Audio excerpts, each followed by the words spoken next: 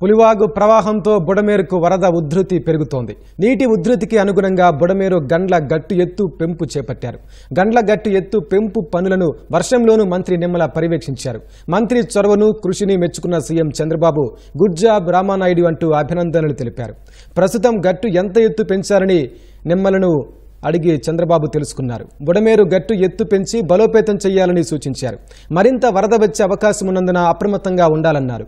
మరో 2 రోజులు అప్రమత్తంగా ఉండాలని మంత్రి నిమ్మలకు సీఎం చంద్రబాబు సూచించారు.